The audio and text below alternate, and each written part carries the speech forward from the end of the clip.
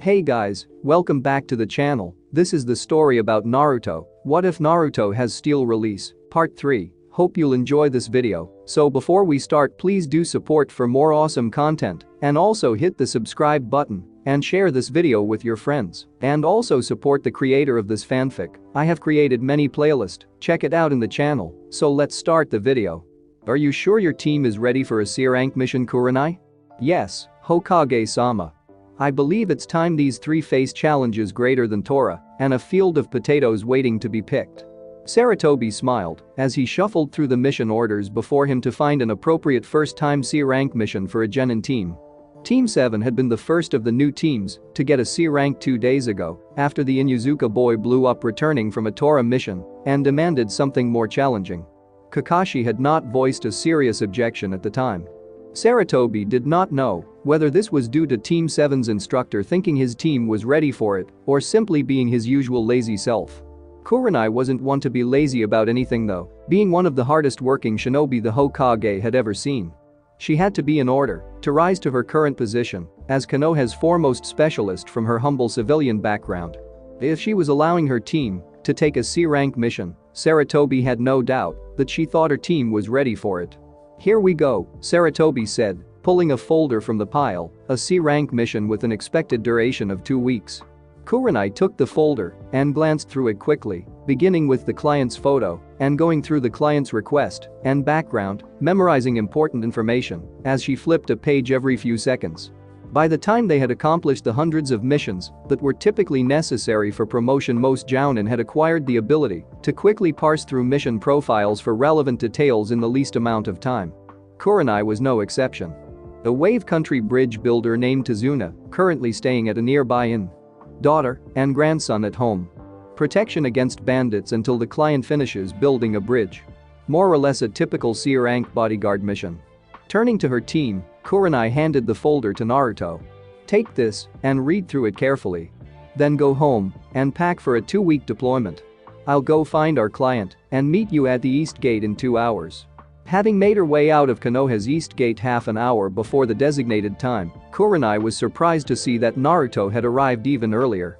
The blonde was seated on a fallen tree by the left side of the road a short distance outside the gate, with a large traveling pack on the ground by his side. He wore his usual attire of t-shirt and cargo pants, in orange and tan respectively this time. The wooden katana, which he usually carried around Konoha in his hands, was now secured to his back with a hilt extending over his right shoulder by an improvised rigging of leather straps. Over it all he wore a frumpy and weather-beaten olive-colored cargo jacket that seemed a size or two too large for him, all of its many pockets visibly stuffed with what Kurenai thought were probably kunai and other disposable weapons. Naruto was seated with his back held straight, staring passively into the distance and doing his best to look as calm and composed as a typical Hyuga elder. It wasn't a bad effort, Kurenai noted as she approached, but his artificially wooden expression and the jitter in his legs gave him away. As it was his first trip outside Konoha's walls, as well as first mission with the possibility of real combat, it was not difficult for Kurenai to deduce that Naruto was trying to suppress his anticipation and nervousness. You know, if you want to fool people, it's usually easier to turn one thing into another rather than taking it and making it nothing. What do you mean, sensei? Naruto turned to look at her, confusion visible on his face.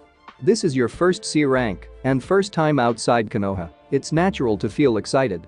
You're not doing a bad job of hiding it, but the signs are still there. Your posture is too stiff to be natural, and then there's your leg too. Naruto looked down at his feet and then put both hands on the knee of his jittering leg in an exaggerated gesture of stopping the motion. He turned back to his sensei and gave her a slight grin. As I said, Kurenai continued with a smile, it's easier to hide something if you turn it into something else which will look more natural against a background. If you try to hide the thing itself entirely, that can be defeated, not only by someone seeing through the disguise, but also by seeing the scene in its entirety and seeing the break in the pattern where something's missing. In your case, you can hide your feelings by turning them into something else. You could be pacing back and forth, showing how restless you are from having to wait. Or you could be bored, stretching lazily, and tapping your toes to a tune in your head. I never really thought about it like that. Thanks, sensei. With that, Naruto jumped to his feet and tried to do as Kurenai had suggested. He paced in slow deliberate steps, putting his heel down and rolling onto the ball of his foot before lifting the other foot for a step. The fingers of his right hand tapped lightly against his thigh, drumming to a song in his mind, while his head swayed slightly from side to side with the flow of the music. All in all, he presented a fairly good picture of someone who was bored, passing time idly with some imaginary tune playing in his head. It was then that Kurenai noticed something hanging off his left hip. At first glance she thought it was a ninja too, held in a poorly made hip sheath angled close to the body for concealment, hilt inclined slightly forward for a quick reverse grip draw. When Naruto turned around in his pacing and began approaching her, she saw the round embouchure hole and realized it was a flute. "May I?" Kurenai asked, pointing at the instrument with a questioning glance. "Sure," Naruto replied. He drew the flute as if it were a sword and then handed it to her. Kurenai took the instrument and looked it over. It was a side-blown bamboo flute with 7 finger holes that she was quite familiar with. Kunoichi were encouraged to take optional lessons in various arts such as dance and music to increase their value as infiltration agents, and Kurenai had been an overachiever in this and other respects. She ran a finger lightly over the instrument, noting the rough finish and the uneven edges on some of the tone holes. "Did you make this yourself?" "Yeah," Naruto answered.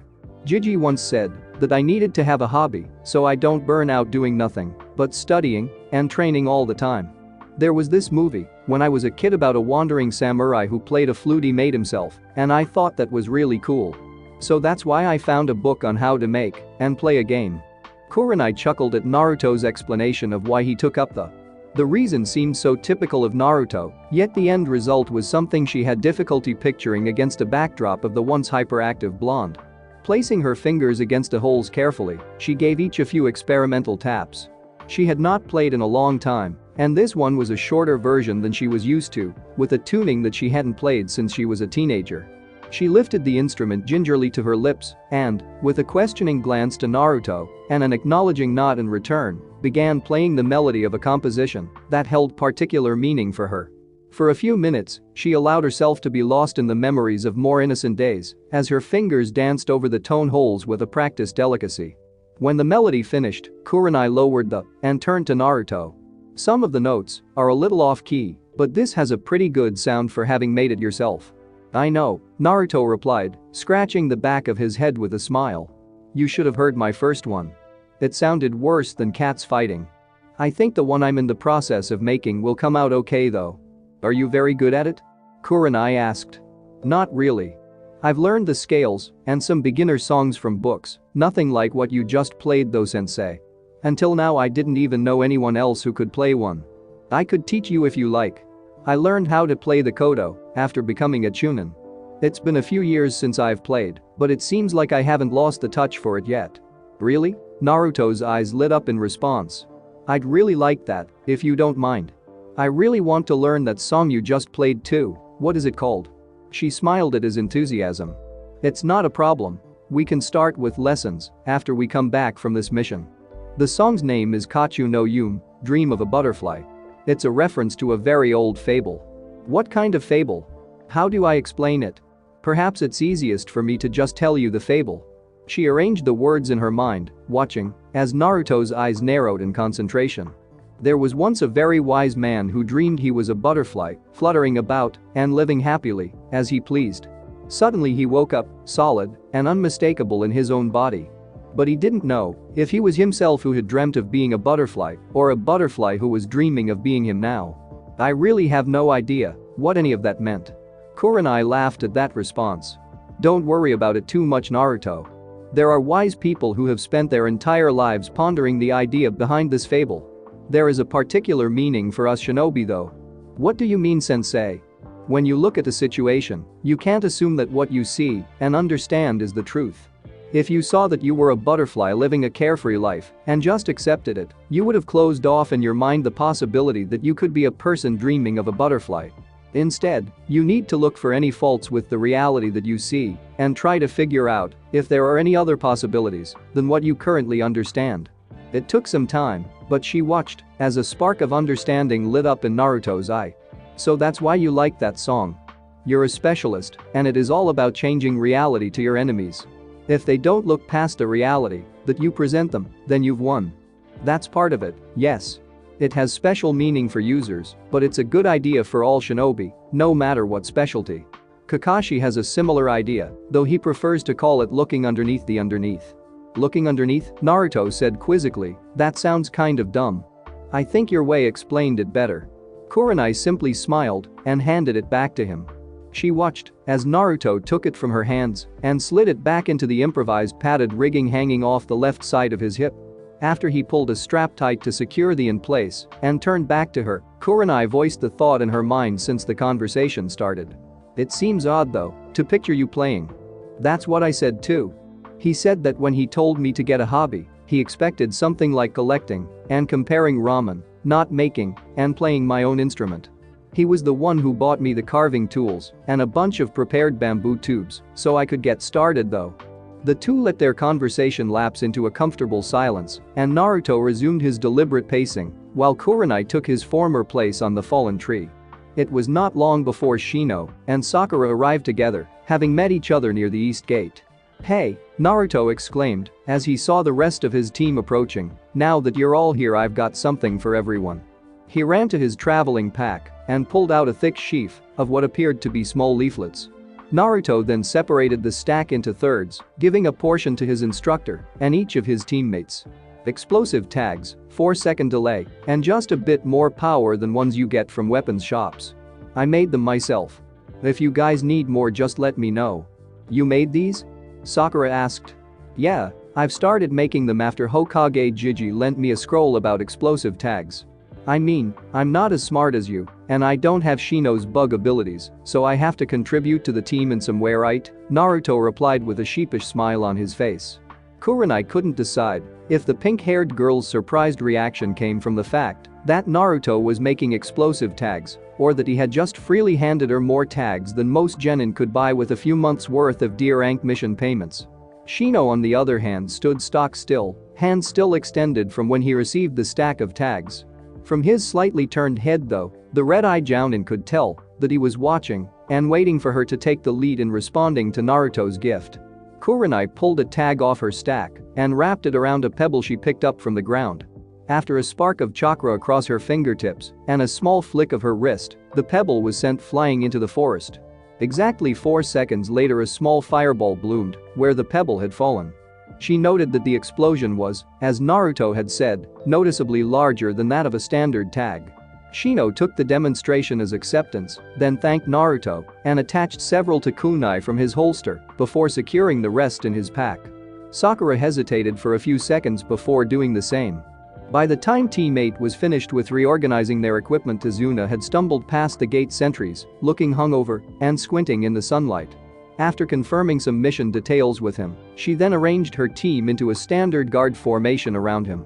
Tazuna was placed in the center of the formation, while Kurenai herself took the rear so she could watch over her team while guarding against attacks from the formation's most vulnerable direction. Due to Naruto's condition, she decided to put him permanently to Tazuna's right so his one visible eye would always be on the proper side. She then put Sakura to the left and Shino on point with instructions to alternate every hour. With a final check for readiness, Team 8 set off on its first C-rank mission at Kurenai's hand gesture command. The first few hours of the trip to Wave Country passed uneventfully. Sakura barraged Tazuna with questions about Wave Country on topics ranging from local history to politics and economics. The bridge builder responded to her questions with enthusiasm, his sometimes meandering but always detailed answers making evident his pride in his home country. Wave Country was a small island located off the east coast of Fire Country. Too small to have a hidden shinobi village of its own, it had nevertheless been a prosperous country in the past. Its past wealth came primarily from Wave Country's status as a shipping hub for international trade, especially between fire, lightning, and water countries, but also for the various lesser island countries as well. Commercial fishing of the bountiful waters around the island and high-grade specialty textiles also contributed significantly to its economic prosperity. Recently though, an unscrupulous businessman named Gatu had stopped all of Wave Country's shipping business through a combination of hostile takeovers, extortion, and outright force. His goal was to starve the citizens of Wave Country into submission through his economic blockade, forcing them to turn over their lucrative trading business over to his control. Tizuna's bridge was meant to be an economic lifeline to break the blockade, a land link through which supplies could be brought in and trade at least partially resumed. That was the reason why Gatu's hired thugs had been threatening Tizuna. If the bridge was completed, Gatu's plans would be ruined. Kurenai found Tizuna's story somewhat lacking, especially at the points where he would stop and discreetly redirect the drift of his answers. She knew of this Gatu by reputation, and if he was invested heavily enough to try and take over the entirety of Wave Country's shipping business, it wasn't likely he'd stop at just thugs and bandits. She held her silence, however. She needed more information before she could act one way or the other.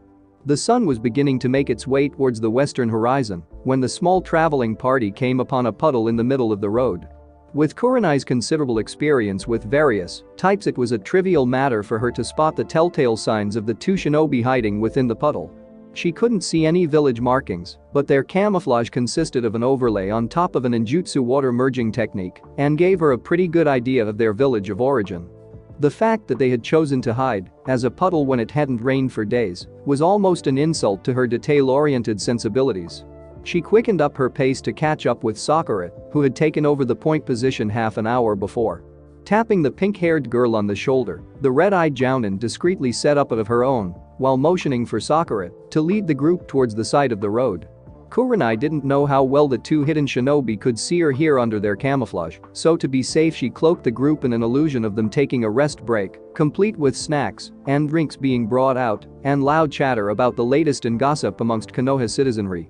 Once she was in place, she moved to join Tizuna and her team. The puddle in the middle of the road is a combination of ninjutsu concealment techniques. There are two shinobi hidden in there, probably from Kiri, Kurenai said in answer to their questioning looks as she pointed down the road. How can you tell, sensei? Sakura asked with her eyes locked on the puddle, cocking her head left and right, trying to spot something out of the ordinary. Well, one of the ways you can pick out is the telltale blurring around the edge of the illusion. Genjutsu users get better at hiding that with experience. I'd say this is Chunin level work. If you have a particularly good sense for chakra flow, you can also spot the slight ripples in your own chakra pathways that indicate you're under a.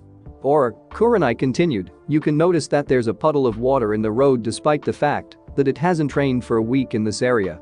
It's easy to overlook little things like that, but details are the essence of. Konoha does not have good relations with Kiri. The possibility exists that we're facing hostile ninja. Shino pointed out. We're definitely facing hostile ninja, Kurenai replied. There's no good reason for Kiri shinobi to be this deep in Konoha territory and camouflaged. The only question is whether they're missing nin or Kiri nin acting under orders. What if we throw a bunch of explosive tags into the puddle, would that hurt them? Naruto asked with a gleam in his eye. I'd like to capture them alive if possible, they may have useful information. Kurenai countered. She didn't mention her suspicions about Tizuna. How about these then? Something I've been working on. Naruto suggested digging into his pack and fishing out a pair of explosive tags. Kurenai examined the tags, noting the additions to the containing matrix pattern around the central exploding node. Though one did not get to Jounin level without some familiarity with all aspects of shinobi skills, it was one of her weaker subjects. The only thing she could discern was that the additions were supposed to limit the explosion in some way. It's meant for distractions, Naruto explained. The symbols on the edge are supposed to drain away the main explosive chakra so there's no actual explosion, just the sound and light flare. If you're close when it detonates, it'll leave you disoriented for a while. Kurenai nodded in understanding. It wasn't a bad idea, though it wasn't useful against more experienced shinobi, as it did everything an exploding tag did, just less of it. Confined, as the two unknown shinobi were in their concealment though, it would do the trick. She attached the two tags to a kunai, sent a small burst of chakra across her fingertips to trigger them, and then flipped the kunai at the puddle. It traveled in a lazy arc, turning over once, before falling into the middle of the puddle and embedding its tip into the dirt road. A dark shape rose out of the puddle. It was the two ninja trying to escape from the tags. They simply weren't fast enough, however. By the time they had finished unmelding themselves from the water, the tag detonated with a blinding flash of light and a deafening thunderclap. Kurenai was on the move immediately, having taken steps beforehand to protect herself from the effects of the tag. With the two ninja disoriented from the effects of the tags, Kurenai subdued them with ease, knocking them unconscious with a series of precise pressure point strikes. As she thought, they were Kiri nin. The symbol on their Hittite gave them away, although their Kiri-style breathing masks were pretty indicative as well. They wore gray cloaks over brown camouflage pattern uniforms, with horned headgear that, combined with their breathing masks, gave them the appearance of demons. The most distinctive thing about the pair, however, was their choice of weaponry, an oversized gauntlet that began at the elbow and ended in a set of sharp claws extending beyond the fingers, coated in what Kurenai guessed was some sort of poison. The one with a single horn on his headgear wore it on his right arm, while the two-horned one had it on his left, and the pair's gauntlets were connected to each other with a vicious-looking chain, each link extended to the sides with sharp cutting edges. If she remembered her Kiri-nin profiles correctly, these two would be the demon brothers Gaozu and Maizu, Chunin twin brothers who specialized in two-man attack tactics. Kurenai broke the chain apart with chakra-enhanced strength and then checked the two Kiri-nin's pulses to make sure they were really unconscious and not faking. Once she was sure that the immediate threat was neutralized, she motioned for her team to approach and issued orders. Shino, use your to establish a perimeter and let me know if they spot any potential hostile forces. Naruto, Sakura, guard the one with the single horn and hit him with everything you have if he shows any sign of waking. Kurenai then dragged another one a small distance into the forest, far enough that she wasn't visible from the road, but still near enough to respond instantly should her team need help. She proceeded to quickly strip him of all his equipment before producing some wire from her pack and tying him to a tree. Once her prisoner was secured, she did the same with the other Kiri-nin, Tazuna, and her students following her into the forest as she did so. Now, it's time for some answers. After first interrogating the demon brothers and then Tazuna, Kurenai finally had a complete picture of the mission background. She wasn't happy with what she had learned. Tazuna had lied to the mission board, saying that all the mission would entail was protection from bandits and thugs. If he had revealed the full extent of Gatu's threats against him, this would have been an automatic B rank or higher mission. A C rank was all the impoverished wave country could afford, however, thus the need for deception. She was annoyed with Tazuna deliberately misleading the mission board, but it didn't entirely come as a surprise. Unranked missions happened with enough frequency that experienced shinobi started to look for the signs in every mission they undertook. In this case, the failure was really on the part of Konoha's intelligence analysis core, as subtle hints had been evident to Kurenai just by listening to Tazuna talking about wave country.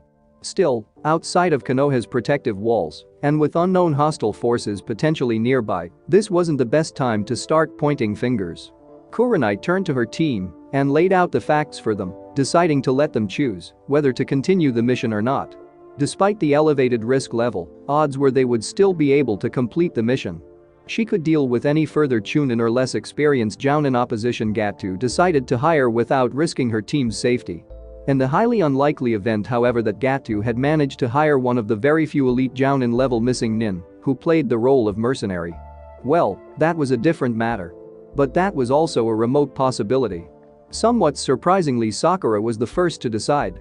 She argued that they had to continue because they represented wave country's only chance, that it was the right and moral thing to do. Shino also concurred, suggesting that this would be a good opportunity to test their abilities as a team in a realistic environment. Naruto did not contribute an opinion of his own, but nodded an acceptance of the majority's decision.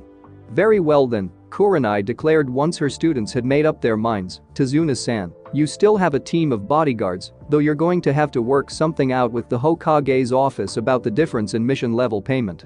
We'll camp here for the night and guard our prisoners. We can continue tomorrow and be at our destination before nightfall.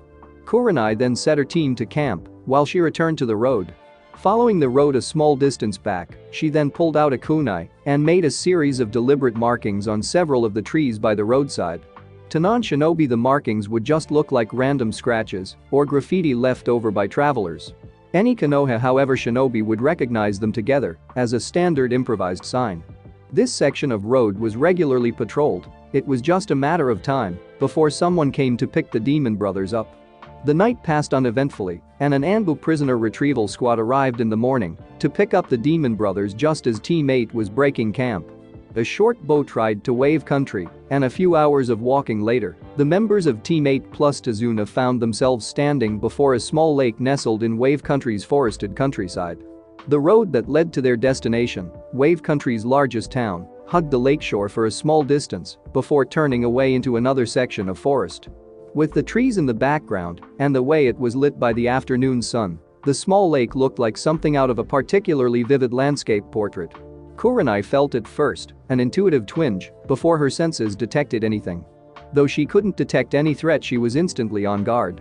Her instincts had been wrong before, but no shinobi survived for long without paying attention to their instincts. Then she heard the whirring sound behind her. "Get down!" Kurenai screamed as she threw herself over to Zuna. Beside her, Naruto dropped himself flat on the ground, while Shino pulled a surprised-looking Sakura down with him. She felt the wind rustle her hair as a large metallic object flew over the group. With a thunk, the object embedded itself high in a nearby tree. It was an enormous sword, longer than she was tall, and with a hilt that was as long as a standard ninja too. The overly wide blade was designed for powerful cleaving attacks rather than quick agile techniques, and it had a circular hole near the end and a half-circle notch near the handle. Kurenai jumped to her feet with kunai in hand. As the sword's owner dropped out of the tree, it was embedded in to stand on its hilt. As tall as his sword, his bare chest displayed his imposing physique. He was decked out in striped gray pants with arm and leg warmers in wavy brown and white patterns. His face was covered in a tight wrapping of bandages, leaving only his browless forehead and harsh gray eyes visible. Kurenai cursed under her breath when she recognized who it was. This was exactly the remote possibility she was hoping wouldn't happen. Those eyes, the clothes, the swordsman growled, "Crimson Eyes Kurenai, Konoha's mistress. Mamachi Zetsubou of the Seven Swordsmen, demon of the hidden mist." Kurenai replied, stepping to the front of the group while waving to Zuna and her students back. "I see my reputation precedes me." Zetsubou casually stepped off the blade and landed on the ground, pulling his sword down with him, before continuing, "I'm here for the old man's head. You can leave, or you can die with him." Kurenai knew she was in a bad situation. If Zetsubou's bingo book entry was accurate, she guessed that she was an even match with him, all things considered. Her specialty was indirect combat though. She would be most effective fighting him from range under the cloak of illusions. If Zetsubou wanted to press a direct confrontation, she would have no choice but to engage him in taijutsu to draw his attention. Against an obvious specialist like Zetsubou, she was at a severe disadvantage. However, being a shinobi meant that sometimes you had to fight, even if the odds were against you. "I'm afraid not. Tazuna is Konoha's client, and we will protect him from any harm." "Well then, I guess we can play a bit before I get paid." Zetsubou replied with a smirk in his tone as he lifted his massive sword. In the blink of an eye, Zetsubou had covered the distance between them, sword slicing horizontally from her left aimed at her midsection. Kurenai reacted instantly by moving forward and to the right. Her left hand pressed down on his left forearm, redirecting the angle of the slice into the ground. Simultaneously, she slashed the point of her kunai across his throat with her right hand. Zetsubou twisted his body backwards and to his right, letting the kunai pass in front of him harmlessly.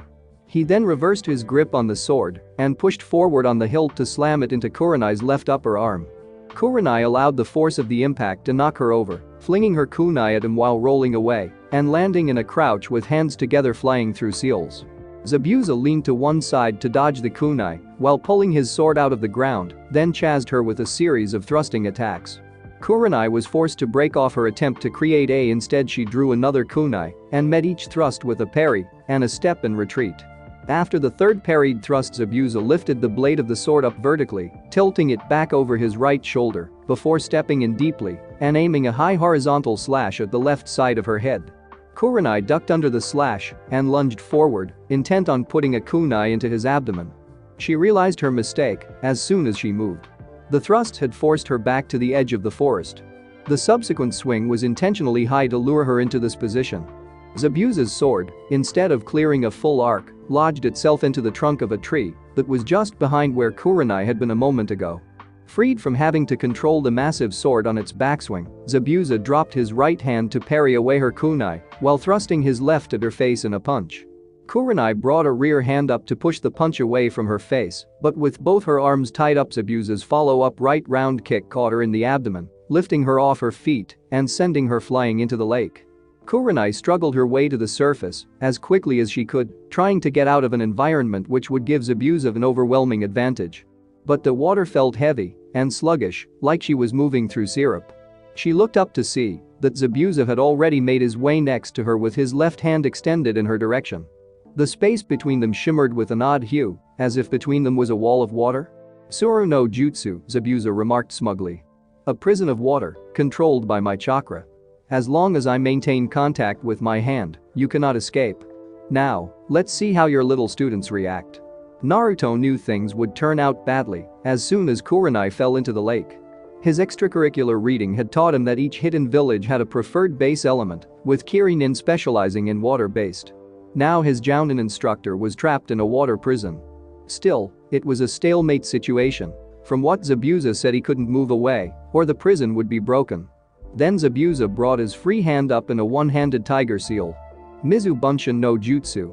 The blob of water pulled itself up from the surface of the lake, shifting into a humanoid shape as it rose higher. As it brought one watery leg forward to step on the shoreline, the blob's translucent blue took on hues of different colors. With its second step on land, the water clone had solidified into an exact likeness of the Kiri swordsman. Naruto grimaced, dropping his weight into a battle-ready crouch. He didn't have any illusions about being able to defeat Zetsubou in close combat. He wasn't close to his sensei's level, and the guy had just beaten her. He didn't know how strong a water clone was in relation to the original, but even if he and his team managed to beat it, they would just be back to the stalemate situation, at least until Zetsubou created another water clone. Naruto didn't see any option but to fight. Running would just mean being cut down by the water clone. And if they managed to get beyond the limit of a water clone's distance from the original, Zetsubou would simply finish his fight with Kurenai and then come after them. Fighting would at least prevent the inevitable. Then he felt the tapping against the back of his neck, just below the collar. It was one of Shino's messenger bugs tapping out a message using the standard Academy dot and dash code. Sakura had steadfastly refused to allow Shino to place any of his bugs on her, but Naruto hadn't minded. He thought the ability to transmit messages through bugs was useful and had practiced with Shino until he could decode the messages as quickly as they were tapped out. The bug user had come up with some sort of plan, but needed Naruto to improvise some way to draw attention and buy time so he could set up. Well, if Shino needed a distraction, Naruto could certainly provide one. He hadn't pulled pranks in 2 years, but there was a reason Naruto was once the terror of Konoha. At least to the Chunin assigned to deal with his pranking, anyway. Sakura, get Tazuna-san out of here. Run, as far as you can, we'll catch up with you. Naruto turned to see that his words hadn't registered with the pink-haired girl. She was staring at the scene before her, wide-eyed and mouth agape in an expression that was equal parts fear and surprise. He reached over and backhanded her across the face. Sakura, get it together. Get Tazuna-san out of here now. Sakura turned to him, shocked out of her stupor by the impact on her cheek. She slowly blinked twice before his words finally registered in her mind. With a nod, she grabbed Tazuna's hand, shook the equally stunned bridge builder back to his senses, and led down the road towards town as fast as she could. Naruto wasn't proud of what he'd just done, but it was necessary. Having Sakura and Tazuna-san around just presented the Kirinin with additional targets, potentially complicating Shino's already iffy plan. He made a mental note to apologize to Sakura later. If he survived. Both the real Zetsubou and the water clone stood silently, watching the drama unfold with amusement in their eyes. As far as Naruto was concerned, that was a good thing. Kirinin wasn't taking him or his teammates seriously, and that was something Naruto could work with. He needed every advantage he could get at the moment. Naruto shrugged his traveling pack off, letting it drop to the ground heavily behind him. He then put his left foot forward and turned his entire body sideways to Zetsubou's water clone. His right hand came up in a wide circle to his shoulder to draw his sword out of its rigging in a deliberately exaggerated manner. Once the katana was fully drawn, the arm swung in a wide circle again, forward, down, back, and finally ending with it extended straight overhead, sword pointed forward with blade parallel to the ground. Moving his left hand to the exposed part of the and gripping it backhanded, he pulled it up out of its rigging with the same exaggerated motion. Once it was fully drawn out, he flipped it upwards to hold it in a proper sword grip, careful to hide the finger holes from Zetsubou's view the entire time. Acting as if there were an offhand short weapon, he positioned it crosswise in front of him, with left arm fully extended and slightly tilted so that the tip of the was angled downwards. Naruto hoped that Zetsubou was fooled by his actions. Each of his weapons individually was positioned in more or less the exact way as to be the least practical in combat. The deliberately exaggerated drawing and posing motions were meant to give an impression of someone making up for lack of skill with theatrics. Finally, there was also the two-sword posture. Naruto had never practiced using two swords together, but knew from his reading that his current posture was also terribly impractical for that style of fighting. Furthermore, fighting with two swords was fundamentally different from fighting with one, needing an entirely new set of instincts due to differences in range and rhythm from having two weapons to work with. The sword theory scrolls that Jiji had given him said that being competent with two swords was far more difficult than with one, and that the only people who used two swords in real combat against highly skilled opponents were accomplished masters. Or idiots pretending to be masters. The real Zetsubou laughed, a deep rumbling belly laugh that was unnerving for its gravel voice quality.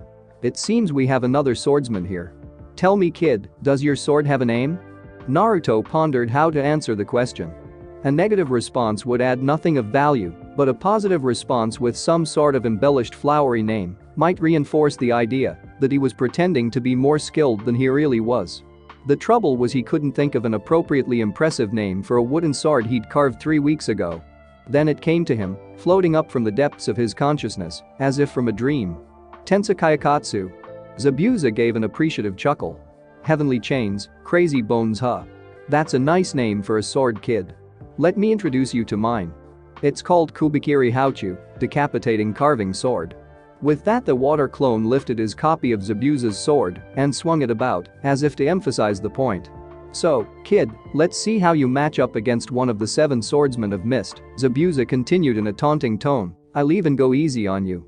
Naruto snarled in return, more to maintain the act than anything else.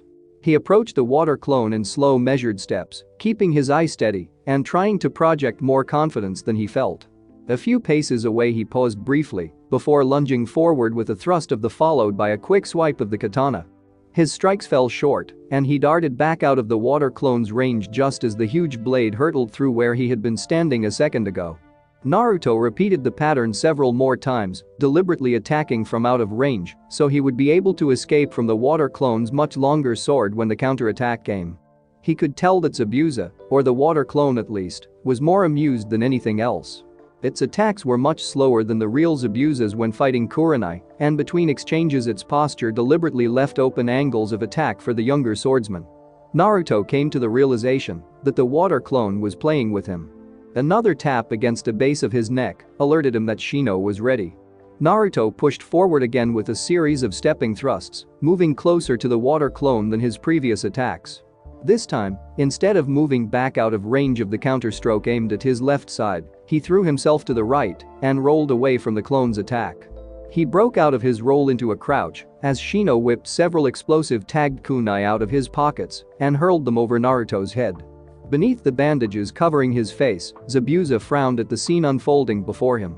The blonde kid with the sword was fun to play with, but Zetsubou had decided that it was about time to bring things to an end.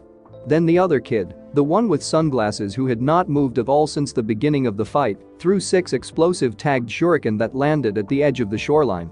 Zetsubou wasn't naive enough to believe the throw had been that badly aimed. The sunglasses kid was obviously trying to create a smokescreen with the explosions. Did they think that his water clone would be easier to defeat if he couldn't see the fight? A whirring sound brought his attention to the smokescreen before him. Zetsubou focused on the direction the sound was coming from and saw the blonde kid's sword spinning out of the cloud, flying directly at his chest. With a disappointed sigh, he lazily reached out and caught the wooden weapon with his free hand. If using the smokescreen to throw his sword at him was the best idea they could come up with, then those kids really weren't worth his time. It was then that he saw a second spinning shape flying towards him. Zetsubou recognized it as the stick the blonde kid had been holding in his left hand, deliberately thrown under the shadow of the katana so that its presence would be hidden. His estimation of the kids rose slightly. This was almost a decent idea, tying up his free hand with a distraction before throwing something else at him. But there was one fatal flaw in the plan. Zetsubou brought his hand down hard, smashing the captured sword in his hand against the second projectile. He struck with such force that the stick disintegrated into a shower of splinters while he heard and felt the wooden sword in his hand crack from the impact.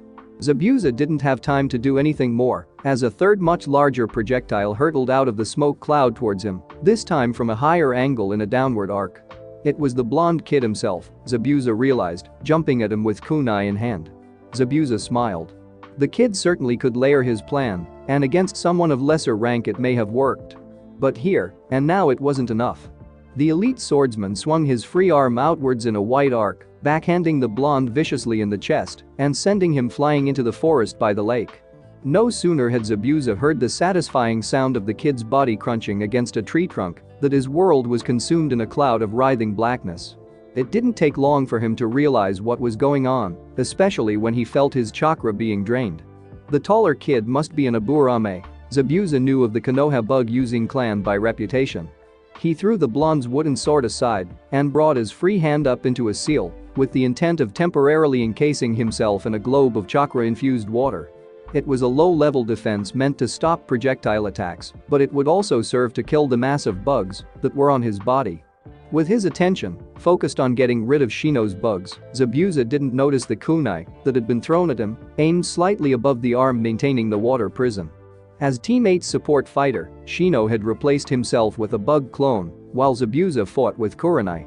Then Naruto's distraction gave him the time he needed to stealthily move into position. Now he was hidden in the forest close to the water prison and at an angle where he could initiate the final part of his hastily put-together plan. Shino let the kunai fly over and past Zetsubou's arm before pulling taut on the thin shinobi wire attached to it. The kunai abruptly changed paths, spinning vertically around Zetsubou's arm several times and wrapping the wire around it. Shino gave the wire a hard tug, pulling Zetsubou's hand out of the water prison before the mist swordsman realized what was happening. Kurenai was aware of her genin student's plans. Trapped in the water prison, she had seen that the Shino on the road was actually a bug clone, had interpreted Naruto's exaggerated motions correctly, and had discreetly found the real Shino in the forest using only her peripheral vision, while Zetsubou was absorbed in watching Naruto fight his clone. The moment Shino pulled Zetsubou's arm and the water prison dropped away around her, Kurenai performed a kawarimi, putting a log in her place while disappearing into the forest using the lowest signature possible so Zetsubou could not easily track her.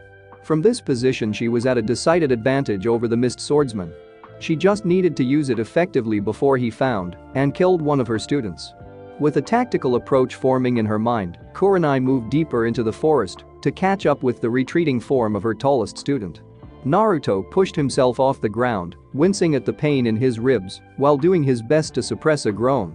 Putting himself in a seated position with his back against a tree, he gave the ribs on his left side a tentative prod. The poke resulted in his vision blurring as pain exploded from his ribs. Gritting his teeth against the slowly receding waves of pain, he ran his hand against his left side as gently as he could, feeling for bumps. He was relieved to find none. That meant at worst his ribs were cracked and not broken. He felt tapping against the back of his neck again. One of Shino's messenger bugs had managed to find him. This time it was a relayed order from his sensei. If he was still able, she wanted him to distract Zetsubou with explosives while moving deeper into the forest. Naruto struggled to his feet. He wasn't out of action yet, and his team needed him. This was the role his sensei had singled him out for, something only he could do for the team, and, as long as he was physically able to, he was determined to fulfill that role. Pulling a pair of kunai out of his pockets, he triggered their explosive tags and threw them at Zetsubou. He then ran deeper into the forest, doing his best to push aside the pain throbbing from his ribs with every step, throwing kunai behind him every few seconds. Due to his unnaturally large chakra reserves allowing him to mass-produce explosive tags, Naruto had gotten into the habit of tagging everything he carried that could conceivably be thrown. Because of that, it was a simple matter of reaching into his pockets for the next kunai or shuriken and triggering them during the throwing motion. When he ran out of prepared weapons, his canteen, ration bars, and other traveling equipment went next. After even those were gone, he resorted to wadding up explosive tags and tossing them behind him. He never looked back and never stopped running. He could hear Zetsubou gaining on him and knew that in his condition letting the mist swordsman get close enough meant death. Zetsubou was irritated. He had killed the chakra-draining bugs on him only to find two explosive tagged kunai being thrown at him. It was the blonde kid again, running around the edge of the lake and throwing tagged weaponry every few seconds like some mad bomber. The kid's aim was terrible, and Zetsubou was far too good of a shinobi for explosive tags to be a real threat, no matter how many there were. That didn't mean that being in a world of chaotic non-stop explosions wasn't annoying though. Zabuza chased after the blonde, determined to put an end to the kid once and for all. He was careful to keep himself on the lake though. Kurenai was still out there somewhere, and he wanted to fight her, where he would have the advantage. After a short chase, darting to the side every so often to get out of a tag's blast radius, he was finally close enough. Zabuza brought both hands together, running through the seals for one of his most potent waters. He was going to drown the kid and break his body with a torrent of rushing water. Daibakufu no Jutsu. Nothing happened.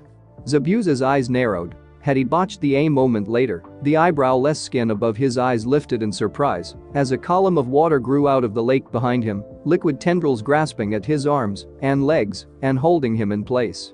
Kurenai smirked. In his haste to chase after Naruto, the mist swordsman had not noticed that she put him under. It was meant to make him think he was still on the lake, when in fact he had chased Naruto quite a way into the forest. She had closed the distance between them, while Zabuza was distracted with Naruto's explosive tags. When Zabuza failed, because he was too far away from water, Kurenai had taken the opportunity to attack. Meijin, Jubaku Satsu was the first original technique she had developed and the one she had refined the most of all her illusions. Many of her peers who were less versed in the art were under the impression that the technique projected the illusion of a tree binding her victim before she emerged from it to slash their throat. In fact, in its current form, the visual details of the illusion were drawn from the victim's own mind, using whatever image was most fitting for the situation. That was why, when used properly, it was Kurenai's most effective. If she simply projected the illusion of a tree regardless of the battlefield, then it would be easy for her target to spot the illusion in anything but a woodland background. The name of the technique came from its first tree-specific incarnation, before she had expanded it for use in all environments. She had Zabuza trapped in her illusion, kunai in right hand ready to end the swordsman's life, when she saw a metallic flash out of the corner of her eye. Kurenai threw herself away from him to evade a pair flying through the space her elbow had occupied moments before. They impaled themselves in Zabuza's neck with a dull thud and a small spurt of blood. The mist swordsman's eyes rolled back in his head and his body fell to the ground in a disorganized heap. Kurenai whirled in a defensive crouch with kunai in hand to face the newcomer. "Thank you. I've been tracking Mamachi Zabuza for some time, but haven't had a chance to kill him. Your battle with the missing nin gave me the opportunity I needed." Kurenai did not reply, studying the newcomer carefully instead. The figure, obviously a ninja by body posture and about as tall as Shino, was standing on the tallest branch of a large tree. Its face was covered by a ceramic mask with narrow eye slits, a red swirl adorning the lower portion, and the Kiri symbol of 4 wavy diagonal lines etched on the forehead. Its body was covered by a hakama and bulky long-sleeved top in dull earthy tones, covered by an equally nondescript robe with muted yellow trim. The uniform of a Kiri hunter nin. "You're a Kiri hunter nin then? Your mission was to terminate Zabuza?" Kurenai finally asked. "Yes, to both questions," the hunter nin replied. "I'm sorry the missing nin had to trouble you on your journey, and I'm grateful for the assistance you've rendered me. May I come take the body for disposal?" Keeping her eyes on the hunter nin the entire time, Kurenai carefully reached down and felt Zabuza's neck. No pulse. She briefly considered the situation before moving back a few paces to indicate her affirmative response, though she kept herself in a defensive posture. The hunter nin gave her a slight bow before disappearing in a swirl of leaves and reappearing next to Zabuza's body. Having maneuvered Zabuza so that the hunter nin's shoulders supported the much larger mist swordsman's body, both then disappeared in a swirl of leaves with the hunter nin's shunshin. Kurenai kept her defensive posture for a few seconds until she was sure that the hunter nin had truly departed with Zabuza's body. Then she turned and headed deeper into the forest to find her 2 wayward students. She found them both in a small clearing a short distance from where Zabuza had fallen. Naruto was sitting on the ground, shirtless and grimacing in pain. Shino was behind him, in the process of wrapping several layers of bandaging tightly around the blonde's chest. The bug user looked up as their sensei entered the clearing. "We assumed that the fight had concluded, with the absence of battle noise and the fading sensation of killing intent." Kurenai nodded. "How badly are you 2 hurt?" "Naruto suffered cracked ribs," Shino replied. "I'm doing my best to reinforce them with bandages. I'm unharmed, but the majority of my colony was destroyed by Zabuza's water. It'll take me several days to breed them back to restore my full combat capabilities." Finished with the bandaging, Shino helped Naruto to his feet before handing the blonde his shirt. Kurenai fished a blue pill out from one of her hidden pockets and offered it to Naruto once he had put his shirt back on. Analgesic. It'll help with the pain. Naruto took the pill and popped it in his mouth, then accepted the canteen Shino handed him with a grateful nod and washed the painkiller down with a swallow of water. What happened with Zabuza? Naruto asked weakly as he handed the canteen back to Shino. A Kiri hunter nin got him, though Kurenai trailed off, replaying the scene in her mind. Sensei? I'll tell you the details later, for now let's get organized and catch up with Sakura and Tazuna-san. Kurenai led Naruto and Shino out of the forest and back on the main road. Without a word, Shino moved ahead to retrieve Naruto's pack, as well as his own, shouldering both before leading the way to the rest of their group by the female scent bug he'd planted on Tazuna. He was careful to move at a slower speed than normal, allowing the injured Naruto to keep pace. So that's what happened at the lake. I have my doubts about it though. There's a possibility that Zabuza could still be alive, and, if he is, we're going to be facing him again soon. It had taken Kurenai and her two students, walking at a slower than normal pace, the better part of an hour, to catch up with Sakura and Tazuna. Once reunited, the group had made its way to Tazuna's house at the edge of town by nightfall. They were now gathered at Tazuna's table after dinner, along with Tazuna and his daughter Tsunami. The house had one more occupant, Tsunami's son Inari, but he had eaten dinner in silence and left for his room as soon as he was done. What do you mean, sensei? Didn't you say that the hunter nin killed Zabuza? Sakura asked while tending to Naruto. After Kurenai's encouragement from the first D-rank mission, the pink-haired girl had taken it upon herself to start studying first aid practices beyond what was taught at the academy. She had cut apart Shino's roughly applied bandaging on Naruto's chest and was now gently spreading bruise salve on the deep purplish patch of skin by his ribs with her fingertips. Normally, hunter nin dispose of the body on the spot to keep the secrets of their village safe. There's less risk of hostile shinobi taking the body for study that way. This one didn't though. And are an unusual choice of weaponry, as it's hard to kill given their thin profile. They're typically carried by medic-trained nin for their dual-use purpose, as weapons and acupuncture needles. It's probable that the hunter nin actually put Zabuza into an involuntary coma with the attack. I could be wrong. Zabuza could really be dead, and I could be worrying over nothing. But if I'm not, we're looking at the possibility of facing an A-rank missing nin in Zabuza, a partner of unknown skill in the hunter nin, and possibly others. What should we do then? Naruto asked, wincing, as Sakura began wrapping fresh bandages tightly around his chest. Kurenai gave the matter some thought before replying. This is what we'll do. I'll head into town tomorrow disguised as a passing traveler. I'll get a courier to relay a coded message back to Konoha asking for reinforcements, then spend some time in a bar listening in on gossip. We may be able to find out more of Gatu's plans that way, and possibly a clue on where Zabuza's camped out, as well. Neither he nor the hunter nin were carrying equipment for travel, so it's reasonable to assume they're hiding somewhere nearby. Tsunami-san, if you could ask around next time you head into town, that would be helpful, as well. A local can get information more easily than an unknown stranger. Tazuna's daughter nodded in agreement. I usually go into town twice a week for groceries. My next regular shopping day is the day after tomorrow. Great, I'll go with you on that day then, Kurenai decided. Meanwhile, Shino and Sakura will accompany Tazuna-san when he goes to work on the bridge. After 4 days gathering information, I'll do the same, as well. If Zabuza was put into a coma, chances are he'll have recovered by then. Naruto, you're still injured, so you'll stay here to guard Tsunami-san and Inari during the day. Seeing her students nod in understanding, Kurenai continued. Good. Shino, Sakura, when the two of you are at the bridge tomorrow you can get some practice in, just keep an eye out and don't get too tired. Naruto, you're not allowed to do any physical exercise until your ribs heal. If Zabuza shows up we may need you to fight, even if you're injured, so get as much rest as you can. Now, everyone goes and gets some sleep. We have a couple of long days ahead of us. It was the morning of the second day after teammates' encounter with Zabuza, and Naruto was bored out of his mind. His sensei had forbidden him from training, and without the excitement of being on the road on guard for enemies, Naruto had, for the first time in years, found himself at a loss for what to do with his time. The first day hadn't been too bad. After Kurenai and his teammates left for the day, he had persuaded Tsunami that helping her round the house with light chores wouldn't strain his injury too much. Tazuna's daughter proved to be an amicable conversation as well, supplying him with details about Wave Country's history as they worked. When she went outside, however, Naruto had been left alone with her son. After a few abortive attempts at conversation with the sullen and uncommunicative Inari, he had given up and resorted to passing the rest of the day by reading the few books on fishing and architecture kept in Tazuna's place. The second day was worse. Tsunami had left Kurenai in the morning to buy groceries and gather information in town. She had taken Inari with her as well, leaving Naruto alone in the house for the day.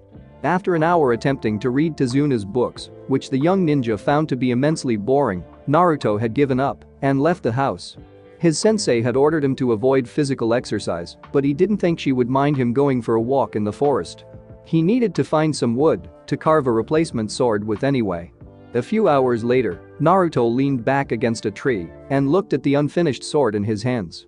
At this point it was little more than a vaguely sword-shaped stick, but he could do the finer carving and sanding over the next few days.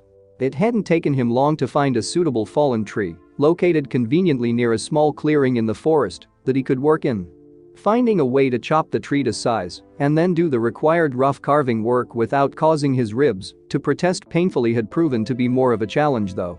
Deciding he'd strained his ribs enough for the day, the blonde genin decided to set the sword aside for later and work on his other project instead. It was nearly completed, just missing the last 2 tone holes. He had packed it for the trip just in case he found time to work on it. With his last, destroyed during the fight with Zabuza, now was as good a time as any.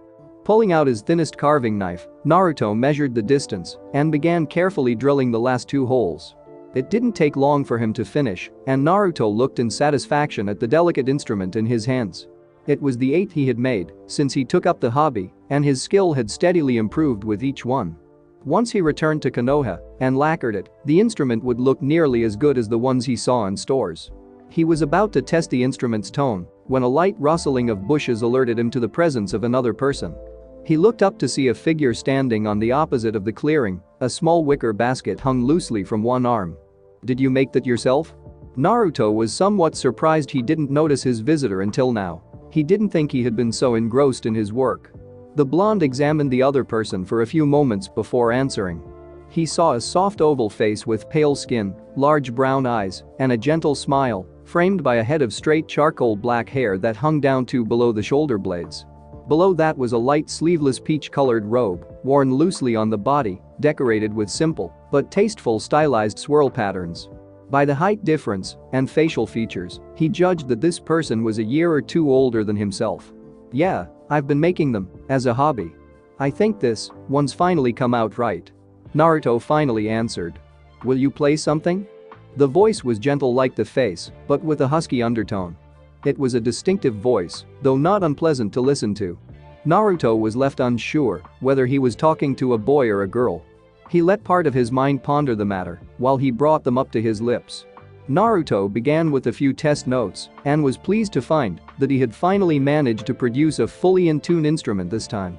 The blonde then drew a deep breath and began playing the first half of a song he had been in the process of learning when the C-rank mission came up. It was a slow and contemplative tune, with occasional quick runs of notes and a few abrupt octave shifts that taxed the young blonde's skills beyond the beginner-level songs he had become familiar with. When he had finished and brought them away from his lips, Naruto was a little embarrassed to notice how he had been watched during his performance. Naruto had never played in front of anyone else before, and the attention was an odd feeling to him. "You're not bad with that. How long have you been playing?" "A bit more than a year. I've been learning on my own from books mostly." "To be at this level after a year without a formal teacher, it sounds like you have some talent with music then." It's Naruto," the blonde supplied. He didn't see any harm in giving his name out to someone who seemed to be a typical townsperson. "It's nice to meet you, Naruto-kun. My name's Haku." Naruto looked at the person before him, trying to figure out the proper honorific to use. His eye followed the flow of the loose robes, noting how they hung straight down from the shoulders with the barest hint of curvature. "Haku-kun?" Haku smiled at him in return. Evidently he had guessed the right gender. "So Haku-kun, what are you doing out in the forest by yourself?" "I'm gathering some herbs." Naruto nodded. Tsunami had done the same thing yesterday.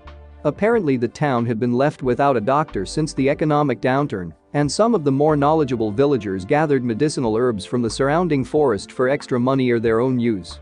What about you, Naruto-kun? You're not from Wave Country. Naruto briefly considered how Haku could know that before his mind settled on the obvious answer. You mean because of my hit I ate? Haku nodded at the blonde genin with a smile. We don't see ninja around here often. No matter how nice Haku seemed, Naruto knew from academy lessons that it wasn't a good idea to let even the most trivial details of a mission slip. He settled for answering Haku's question in a different way instead. I had some free time, so I came out here to get some air and finish making this. He punctuated his response by waving them around a bit. But you must be here to fight someone, right? In Wave Country, I mean, someone must have hired you, Haku pressed. Naruto shrugged. The purpose of a ninja's life is to fight. Is that why you fight? Because you're supposed to? That doesn't seem like a very good way to live. Haku sounded slightly disappointed. What else is there? Ninja or tools? We exist to complete the mission or die trying. What about your precious people? Haku suggested. What about them? Do you fight to protect your precious people? All my precious people are ninja, as well, Naruto replied. I'll do whatever I can to protect them, but ultimately they're ready to lay down their lives for the sake of the mission, as well. Haku gave him a sad smile. I think if I were a ninja, I wouldn't want to live like that. I would fight to protect my precious people's dreams. What do you mean? Naruto asked in a puzzled tone. Fighting because you have to, there's no meaning in that. It sounds like an empty life. But it's different if you fight to protect your precious people's dreams. As long as there's someone to continue it, the dream can go on. Even when your time to fight is past, someone else will take it up, and your existence will go on through the shared dream that everyone's fighting to protect. I think being part of something like that, something greater than a single person, gives life meaning. What the blonde had just heard was so foreign to everything he had been taught and understood about the life of a ninja that he had difficulty grasping it. Aren't you still a tool if you're just fighting for other people's dreams? What's the difference between fighting for a dream and fighting because you're told to? Naruto asked. Haku's head shook from side to side. I would fight for my own dream, as well. I want to settle in a peaceful place, free from trouble, conflict, and suffering, and make lots of friends. Fighting for my dream and for my precious person's dream, those would be my own choices to make, not someone else's orders. Naruto looked at Haku for a few seconds in confusion before answering with a weak shrug. He didn't really know how else to respond. Seeing the expression on the blonde's face, Haku decided it was time to move on. I really should get going. It's starting to get late. Okay. It was nice meeting you, I guess, Naruto said uncertainly, his mind still going through what Haku had just said. He looked back down at the still in his hands, not watching, as Haku walked towards the edge of the clearing. Oh, by the way, I'm a girl. Haku giggled at the way the blonde's expression changed, staring at her with eyebrows raised and mouth open in surprise. With a light wave goodbye and a smile, she turned and disappeared into the forest. On the evening of teammate's third full day staying in Tazuna's house, Inari finally snapped. Why are you still here? There's no way you can beat someone like Gato. You're just sticking your nose where it doesn't belong. Kurenai looked up from a small desk in the corner of the room, where she had been preoccupied jotting down notes on her intelligence gathering so far. Shino and Sakura were seated at the dinner table with Inari, Shino looking as unperturbed as ever while Sakura's facial expression showed how startled she was by Inari's outburst. Naruto was by himself in a far corner, shaving off small bits of wood from his new sword onto some newspapers spread on the ground. Kurenai had expected this outburst for some time after seeing the boy's behavior around herself and her students.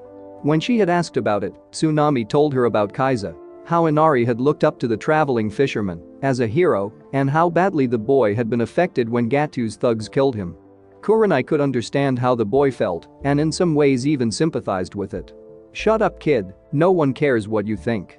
Naruto's reply, delivered in a cold tone with the blonde not looking up from his carving work, momentarily startled Inari. Having grown up as the grandson of one of the town's most important people, he was used to those older than him respecting, or at least humoring him. Naruto's casual dismissal was not something Inari was prepared to deal with. Sakura began to rise out of her seat, intent on admonishing Naruto, but was stopped when Kurenai moved to put a hand on the pink-haired girl's shoulder. The Jounin had an idea of what Naruto was thinking. Though she didn't approve of the blonde's initial response, letting events play out to the end might be the best option at this point. It did not take Inari long to shake himself from the effect of Naruto's initial response. "You shut up. You don't know anything about how strong Gato is. The truly strong always beat the weak. So why don't you go home and leave us alone?" This time Naruto did look up. "Just because you're too weak to beat him, you think everyone else is? You don't know anything about me or my team." The two locked eyes, Inari's angry glare meeting Naruto's cold gaze. "You're all talk, just because you're a ninja and a few years older than me. You don't even know anything about suffering. And you think you do?" Naruto replied icily, "If you want to be the main actor of your own little personal tragedy, so much then find somewhere to cry, where you won't bother anyone. You're a pathetic waste of a life. Your dad would be ashamed of you." Kurenai grimaced at Naruto's words. Either Tsunami had told him about Kaiza as well, or he had stumbled by luck on the exact worst words to use with Inari. Naruto's words were too much for Inari to bear. Tazuna's grandson charged with an anguished cry, his fists raised high to strike at Naruto. The blonde rose from the ground and responded with a speed that Inari's eyes couldn't keep up with, parrying away the punch while pulling Inari's arm across his body before twisting it up and folding it over the younger boy's shoulder. The movement locked the shoulder and sent the already unbalanced Inari falling backwards. Naruto used his grip on Inari to control the younger boy's fall, ensuring that he landed without anything more severe than a wounded ego. Even if he had been attacked first, Naruto still didn't want to be responsible for injuring the client's grandson. Naruto moved to stand over Inari, anger creeping up on his previously cold demeanor. "You won't fight for your country or the people close to you, but you'll fight because I insulted you. You'll fight because I hurt your pride?" Inari was too shaken up to respond. He could only look at the angry blonde standing over him with white eyes. "Who cares about your pride?" Naruto continued, the tone of his voice rising with his anger. "When you're gone no one will remember it, no one will remember you. Kaiza-san would be ashamed that you're willing to fight for something so worthless, but when it comes to your home and your people, all you can do is cry." Naruto turned abruptly, moving back to his corner to gather what he had been working on before stalking angrily out of the house. Kurenai tapped her female student on the shoulder. When Sakura turned to her sensei with a questioning look, Kurenai pointed discreetly at Inari without saying anything. Sakura nodded and got up to talk to the boy, who hadn't moved and was staring dumbly at a spot between his legs. Kurenai then turned to leave the house herself to find her other student. She found Naruto sitting against a tree in the backyard, his back turned away from Tazuna's house. She leaned against the same tree herself, standing to one side so she could look down at Naruto with her head turned, watching him as he resumed working on his sword. Kurenai gave him a few minutes to calm down before she spoke. "You know, Naruto, it might not have been the best idea to go to Nari on like that." Her admonishment was delivered in an even and gentle tone. "I'm sorry, sensei, I know I shouldn't have. It's just the way he acts around us and the way he was talking tonight, it pissed me off. Can you tell me why?" "Well," Naruto waved one hand in the air, "we're taught at the academy that a ninja's purpose is to finish the mission at all costs, right? And he's saying that we should just go home and abandon the mission, like it doesn't mean anything. Inari is a civilian though, and not even old enough to be an academy student," Kurenai reminded Naruto. "I know, but this is still his home. Shouldn't he be willing to fight for it?" People are different from Naruto, not everyone is willing to fight. If they were, the world might not need ninja.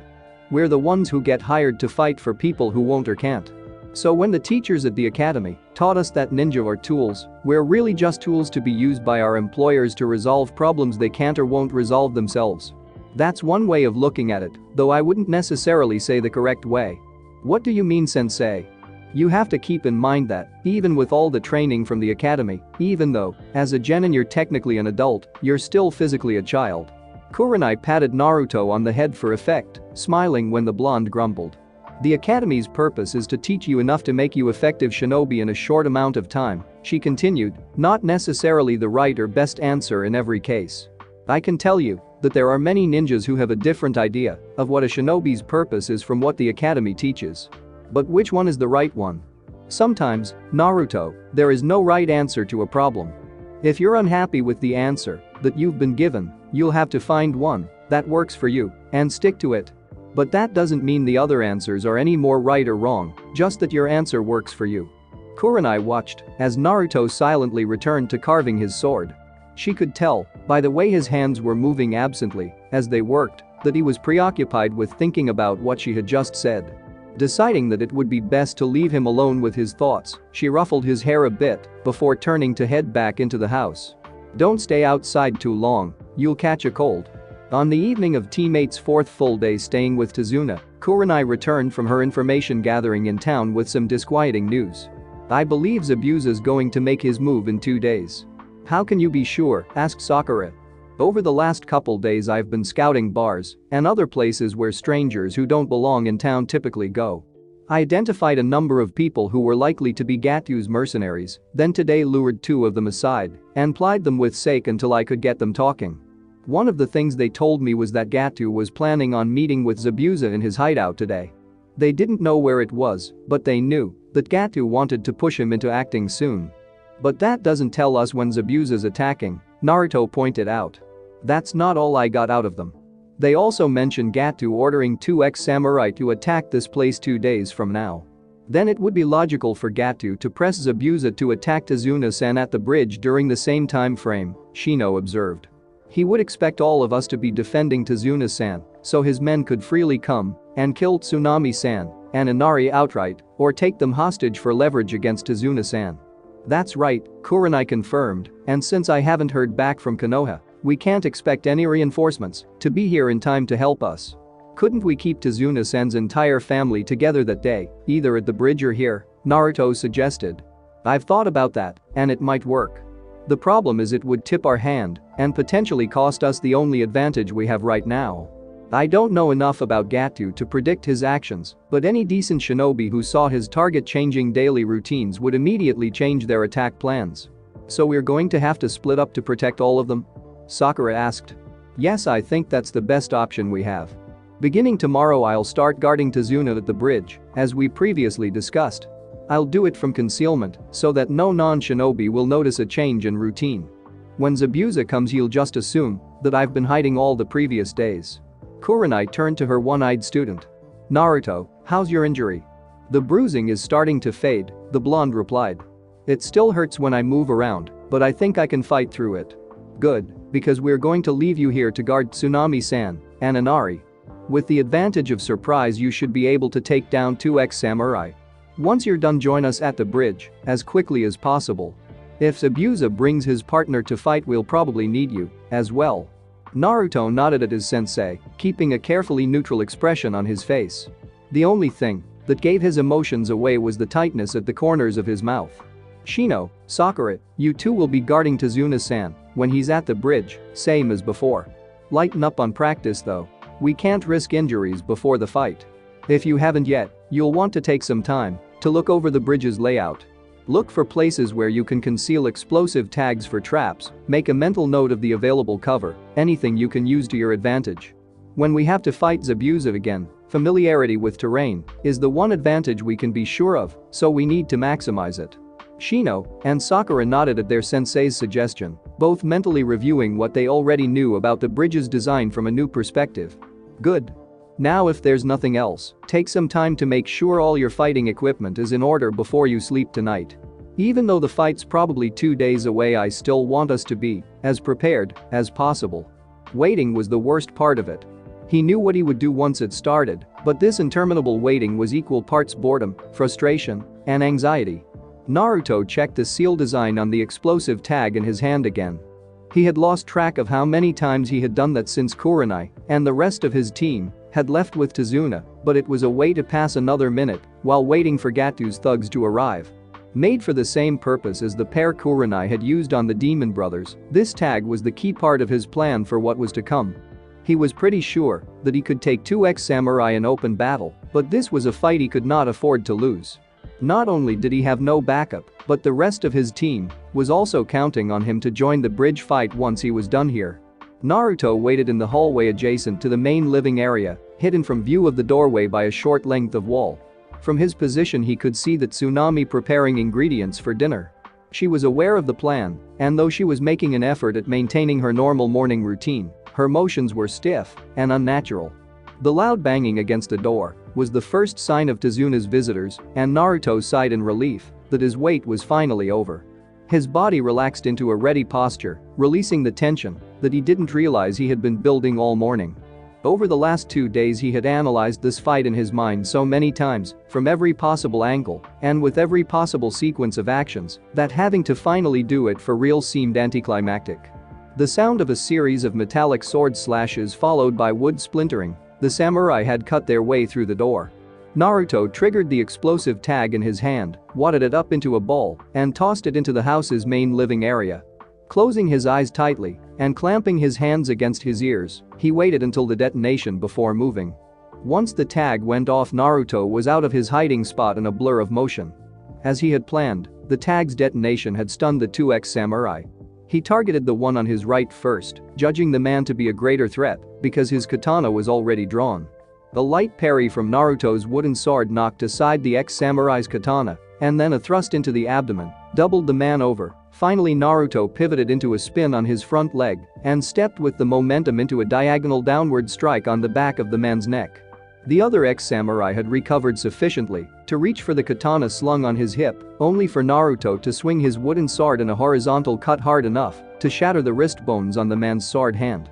A quick shuffle to the right and a follow-up diagonal upward strike at the back of the jawline brought the second ex-samurai down as well. Naruto quickly bound the 2 unconscious men with wire before patting them down for hidden weapons and other items of interest. He found none, but pocketed the contents of their wallets. He figured he would need it more than they, and compared to what they were planning to do with Tsunami and Inari, his stealing their money put him firmly on the moral high ground. Then he turned to examine their weapons. They were standard katana and looked to be old, but kept in decent care by their owners. Made for fully grown adult warriors, they were a bit longer than the wooden sword Naruto had carved for himself, and the balance was different as well. He briefly considered taking one with him, but decided that the slight differences between the way these blades and his wooden one handled would hurt more than help in a fight. Naruto looked back to see Inari watching him from the foot of the stairs, an unreadable expression on the boy's face. The blonde quickly made a decision. He really did feel badly about goading the younger boy into a physical confrontation, and this was an opportunity for him to apologize indirectly. Sheathing the first man's sword, he took both weapons and laid them on the floor to one side. "These are yours now, Inari. Learn to fight with them, sell them. Do whatever you want." Without waiting for Inari's response, Naruto was out the door and on his way to the bridge on a run. With his customary chakra-enhanced weights set aside for the day's activities, it wouldn't take him long at all to reach the rest of his team. Kurenai moved in on Zabuza from his left, leaping into the air in the opening movement of a jump kick. The mist swordsman sensed her movement and swung Kubikiri Hauchu in a high horizontal arc, intending to catch her mid-jump with the attack. He had misread her intention though. As she had not physically committed to the jump kick, she was able to lean her upper body completely back, putting it parallel to the ground and letting the tip of the sword slice harmlessly through the space where her upper body had been. Twisting her body left, as she dropped, Kurenai landed with her body perpendicular to the ground, supported by her extended left arm and her splayed-out legs with the right behind Zabuza's leg. She then tucked her left leg in while kicking her right horizontally at the back of Zabuza's knee. Once again he sensed her attack and lifted his leg, allowing the kick to pass through without striking anything. She responded by throwing her hip to the left while switching supporting hands from left to right behind her. The hip movement redirected the momentum of her kick upwards, and when combined with leaning her upper body to her right and a body twist, spun her into a headstand position using her right arm as support. The last time she had been in a headstand she had managed a grazing twist kick against Zabuza's head. This time, taking advantage of the mist swordsman's expectations, she spun until her body was facing him again before putting down her left arm while chambering her right leg and kicking it horizontally at his abdomen. Once again Zabuza was able to shift his body to mostly neutralize the attack, though she connected with enough that she was able to push her weight away from him, rolling out of her headstand and out of his range just before his massive sword slammed down into the bridge deck where she had been. The two had repeated this pattern several times now. Using a combination of bunshin and multi-layered to subtly distort his perception of the bridge, Kurenai was able to keep the mist swordsman from effectively approaching and attacking her. But he was also too good of a physical combatant for her to land anything solid against him when she tried. He was able to sense and block thrown weapons despite this, and with taijutsu she was only able to get occasional glancing blows. It was only due to her unorthodox style of taijutsu that she was able to score any hits at all.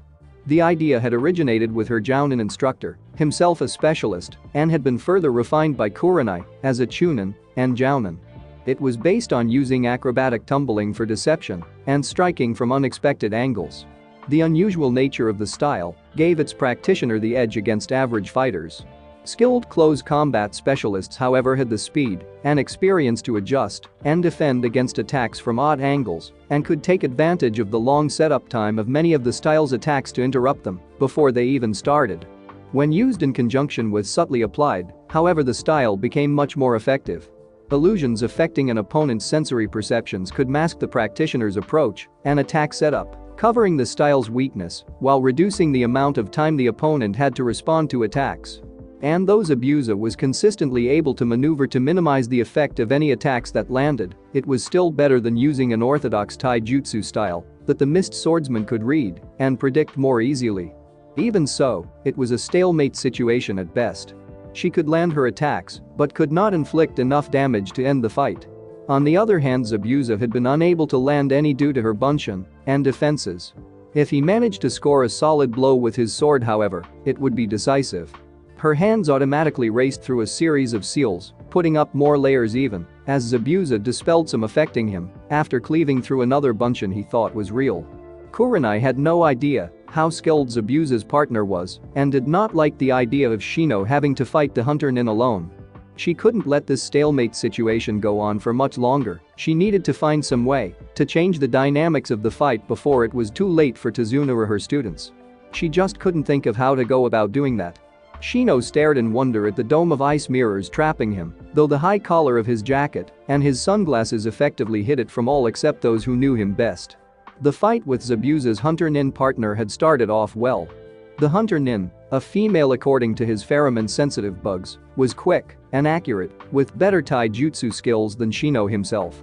But he was half a head taller than her and had spent years learning to make the best use of his reach advantage over his academy classmates. Combined with judicious use of bug clones to attack from her flanks, while he engaged her frontally, Shino had slowly but steadily gained the advantage during the fight. Her ability to use one-handed seals had been a surprise, but his bug clone had been able to disrupt them by attacking her exposed side mid-seal and forcing her to abandon the attempt to defend. Then she had revealed her Kekkei Genkai with this bizarre ice technique, panels of ice mirrors surrounding him on all sides, and even some above, the hunter nin's image on every single one of them. Shino threw a kunai experimentally at one of the mirrors. He frowned as it bounced off without leaving even a scratch. The hunter nin's answer came in the form of a pair of, grazing his left and right upper arms from the front and back respectively. Shino's mind systematically analyzed possibilities as he released his Kakeichu to probe the ice mirrors. As he expected, they refused to physically touch the mirrors due to their unnatural chakra-laced coldness. He settled for forming a mushy bunshin to attack a mirror with kunai in hand while he turned and moved to attack one on the opposite side. He left a number of bugs with particularly well-developed ocelli eyes in the middle of the dome, watching the attacks play out from various angles. Something struck him in the stomach and he felt himself being lifted off his feet and thrown back into the center of the dome. The bugs returning to his body told him that his bug clone had suffered a similar fate. He frowned once more as he struggled back to his feet. Neither he nor his bug clone had seen the attacks that repulsed them. The observer bugs he had left behind helped to paint a more complete picture when they returned to his body to report. Unlike compound eyes, insects were poorly adapted to seeing images, being suited to detecting changes in lighting instead. In addition, their extremely large neurons, allowing for much quicker delivery of information, gave them the ability to track rapid movements that the slower responding compound eyes were unable to. Straightening his posture and adjusting his sunglasses, Shino considered the additional information that his observer bugs provided. He and his bug clone hadn't been struck at the same time. There was a short, but, to a highly developed at least, visible delay between the attacks. Furthermore, the hunter nin's image disappeared from the mirrors briefly before reappearing after both attacks. "I see," Shino finally commented, "you hide inside the mirrors, but your presence in all of them is merely an illusion. In reality, you move from one to the other at extremely high speeds and have to exit to attack." "I'm impressed," and only after 2 probing attacks, the hunter nin replied, with a degree of respect in her voice. Insight won't help though, if you do not have the ability to exploit it effectively. That may be true, but you lack the knowledge to assess whether I have the ability. I know more than you think about Aburame-san. Basic information about your clan's abilities is documented and available to any with the means of access in Kiri. Am I correct in guessing that your bugs refuse to touch my ice mirrors due to their coldness? Perhaps, Shino said noncommittally. Even if the enemy had seen through your abilities, there was nothing to be gained by confirming and reinforcing their knowledge. Then in what way am I lacking knowledge of your abilities? It is possible, Shino suggested with an idle tone, that even those with unique advantages such as the two of us could avail ourselves of useful techniques outside our clan-based. A large explosion, originating from just outside of the dome of ice mirrors, drowned out Shino's last word. He had used the time before and during his conversation with the hunter Nin to discreetly disperse Kakachu outside the ice dome and regather them into a bug clone. The clone had then retrieved a backup weapons pouch that Shino had hidden amongst the construction materials during the morning, pulled out every explosive tagged kunai it contained, and detonated them all at once against the outside of an ice mirror using a piece of lumber to hold them against a mirror's center. Shino's eyes narrowed behind his sunglasses as the hunter Nin's image disappeared from the mirrors. He couldn't see where she had gone, but the most likely explanation was that she had exited the mirrors to the outside to check on the aftereffects of the explosion. So she could exit both sides of a mirror, but could only watch events inside, as otherwise his clone would never have been able to go through with the scheme undetected. That was good to know, but still not useful if he couldn't get out himself and his bug clone had no way of breaking the mirror from the outside. The hunter Nin's image reappeared on the mirror a few seconds later. That was an interesting tactic by Aburame-san. Distracting me with conversation while a bug clone, I presume, attacked my mirror using explosive tags. Now, allow me to respond with an attack of my own. The brief flash of light was the only warning he had, and Shino threw his arms up to cover his face just in time as rain fell toward him from seemingly all directions at once. It didn't take long for Shino to realize that the hunter Nin wasn't trying to kill him. She was too precise, starting with attacks that grazed him lightly and moving progressively inward. To Shino's analytical mind, it was obvious that she was avoiding vital spots on his body that might kill if struck. Instead, she aimed for targets that caused bleeding or pressure points that numbed his limbs and slowed his movements. Either she fought sadistically and intended to kill him slowly, one light wound at a time, or she was trying to subdue him without taking his life. Considering the situation, as well as her words and actions before and during the fight, Shino thought the latter was the more likely option. Normally, a reluctance to kill was an exploitable handicap in a fight. Given two fighters with equal skill, the one willing to kill will always defeat the one not willing. In this instance, however, Shino was unable to turn the situation to his own advantage. In fact, for the first time since he started his ninja training, the bug user was completely at a loss for how to address the problem before him. His opponent's unique abilities had effectively shut his own special skills down, and what he had left wasn't up to the task of defeating her. He didn't have any means of destroying the mirrors, and he simply wasn't fast enough to intercept her when she traveled between them. Once more, Shino put himself back to back with his bug clone and prepared for the next wave of. Using the clone this way was effective in preventing his opponent from scoring hits against his back. It was a delaying tactic at best though. The continual chakra drain of having to reform the bug clone after every wave and the accumulated effects of his various injuries were taking their toll, and he was beginning to approach the limits of his stamina. He only hoped that Naruto could make it in time to take over the fight and prevent the hunter Nin from aiding Zabuza. Until then, he had to endure the best he could. Naruto came to a stop just before he reached the bridge. Taking a few seconds to catch his breath before he involved himself in the battle, he used the time to survey the situation to find out where he could be most useful. Sakura was off the bridge as well, guarding Tazuna behind her. Near the middle of the bridge, Zabuza was engaged in a running fight with a number of Kurenai. Naruto guessed that there was some involvement that he couldn't see if the mist swordsman was having trouble fighting with Bunshin. Furthest away from him, near the uncompleted end of the bridge, was some sort of odd glittering white dome structure. Turning his head to keep the left side of his face hidden from Sakura and Tazuna, Naruto pushed his aid up enough to expose his left eye. He blinked several times, allowing his eyes to adjust to the enhanced level of perception. The dome was made up of rectangular panels of ice. A ring of panels standing vertically from the deck of the bridge formed the sides of the structure, while a number of diagonally angled panels made up the roof. There were gaps between the panels, but they looked to be too narrow for someone to get through. As he focused his vision, Naruto caught glimpses of what looked like Shino inside the dome. He decided that was where he could do the most good. He looked around and saw several boats moored at the base of the bridge, probably used by the construction crew for working on the bridge's supporting columns, and they were floating in the water close enough for Naruto to jump from one to the other and extended all the way to the bridge's uncompleted end. Naruto pulled his ape back down as he ran down to the shoreline and started making his way across the line of boats, using them as a path to get to Shino's position without having to go through the fight between Zabuza and Kurenai. Reaching the last boat, he jumped on the adjacent supporting pillar and ran vertically up its length to the bridge deck using what he had learned from the tree walking exercise. Once on the deck, Naruto approached the ice dome cautiously. He had never read of anything like this and didn't want to be blindsided by an unexpected attack. From this distance he could see that it was definitely Shino inside, moving as if he was hurt and turning back and forth with kunai in hand trying to defend against some type of attack Naruto couldn't see. He could hear metal clashing against metal inside the dome, but the sound was too light to be kunai or shuriken.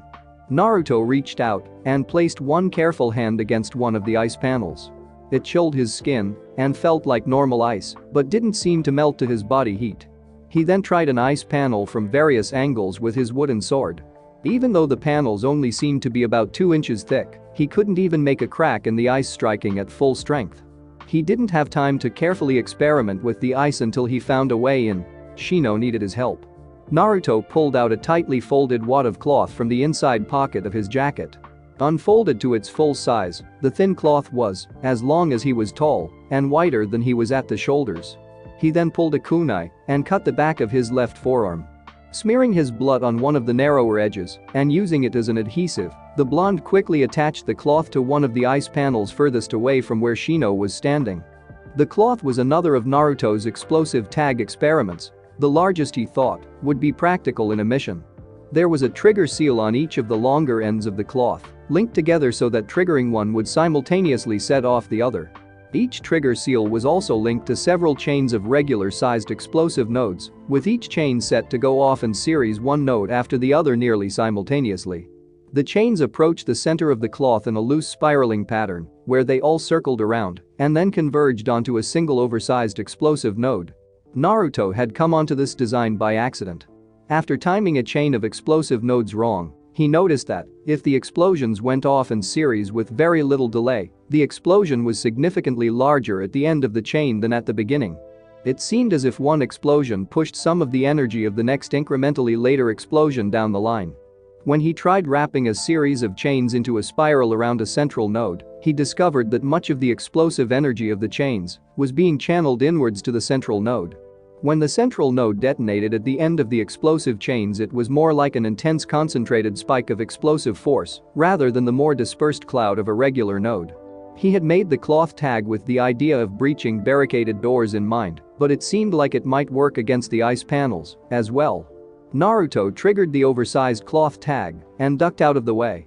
A few seconds later, the explosion was accompanied by the sound of shattering glass.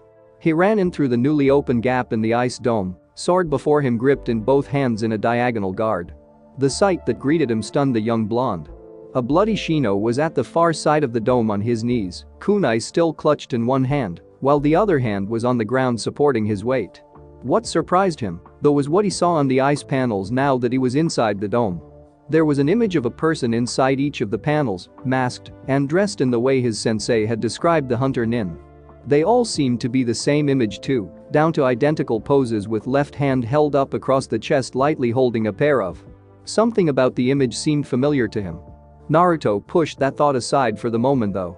He ran to his injured teammate and took a light kneeling posture beside the bug user, sword still held up in a defensive guard, and blue eye scanning around the ice panels trying to find any differences between the images.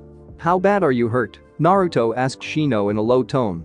"I'm low on chakra, took a lot of hits to pressure points, that's slow or numb, I don't think I'm combat effective anymore," Shino whispered back through clenched teeth. "She can throw from any mirror, but isn't aiming to kill and moves too fast for me to keep up." Lie down and recover until you can rejoin the fight. She might not attack if she thinks you're out. I'll see what I can do." The bug user did as suggested and slumped down to lie on the ground face down, as if his strength had given out. Naruto backed away from his teammate to the middle of the ice dome, eyes never leaving the images in the panels the entire time. He noticed out of the corner of his eye that the panel he had blown apart had reformed already. He made a mental note to carry more than one of the cloth tags in the future. It seemed like having another one might really help right about now. "I'm surprised you were able to breach my ice mirrors. What type was it that you used?" The words seemed to come from all around him at once, a dozen voices in unison reverberating back and forth around the dome of ice. Naruto simply shrugged. He wasn't naive enough to tell an enemy about his abilities. "If you won't answer my question, then I suppose we have to get to the fighting. Please prepare yourself." All of the images twitched their left hands. A fraction of a second later he felt pain flash from his left shoulder. Naruto turned and saw something sticking in the fleshy part of his shoulder. He pulled it out and dropped it with a grimace. The hunter nin was using his blindside against him. He settled back into a ready posture again, facing a different direction. This time when the twitch came he threw himself into a forward roll. A slight scraping pain against the right side of his back near the shoulder told him he'd guessed right. The hunter nin had attacked from his blindside again, but at an angle to his back this time. The roll had prevented them from embedding itself into his back. Instead it only grazed him in passing. Naruto broke out of his roll near the edge of the dome with a sword held above his head ready for a downward strike on the closest mirror panel. He didn't know if the mirrors were any different from this side, but without an enemy he could actually hit. This was the only thing that came to mind. Before he could bring his hands down, however, something slammed into his left side under his raised arms. He caught a glimpse of her as he fell. She had come completely out of the ice mirrors to kick him from his blind side.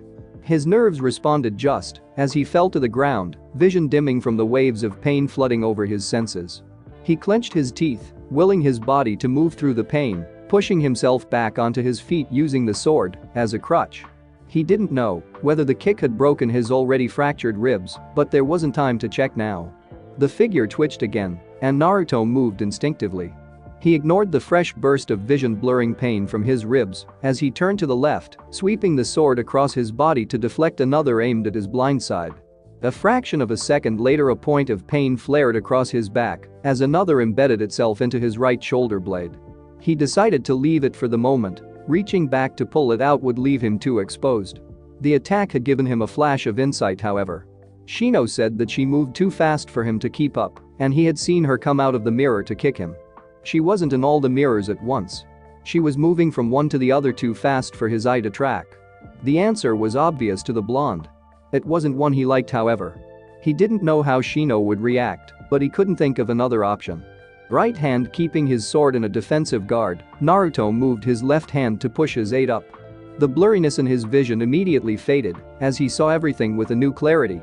He could see the movement in the image's abdomens as the hunter nin breathed, the tiny tremors in her fingertips holding the way her head inclined slightly, as if to study him. "That red eye, that's not a Sharingan, is it? I thought the Uchiha had been wiped out." "It's nothing special, just a quirk of family genetics," Naruto replied, using the line that his sensei had used on Team 8's first day. "Then why cover it? I'm not well liked in my village. They don't treat me kindly for a certain reason. If they saw this, my treatment would be worse." It wasn't a good answer, not very convincing, and constructed from evasions and partial truths. But it was what he could give without revealing anything he wanted to keep secret. "I see." This time the voice was more restrained and without echo, as if only the image before him spoke. For a second Naruto thought he detected a hint of sympathy in the tone, but quickly dismissed the idea. Naruto caught the flash of movement this time. He spun and brought his sword close to his body to block the attacks, first against the neck, then down to his hip as he dropped his stance lower at the end of the spin. Pushing off with his back leg he darted to his right to intercept the hunter nin, only to have his downward strike miss her by inches as she re-entered a mirror. "Even if it isn't a Sharingan, it's not just a normal eye, is it?" Naruto didn't answer, instead pulling the two stuck into his sword near the hilt and tossing them aside before settling himself back into a ready posture in the middle of the dome. "It seems I'll have to get more serious with you."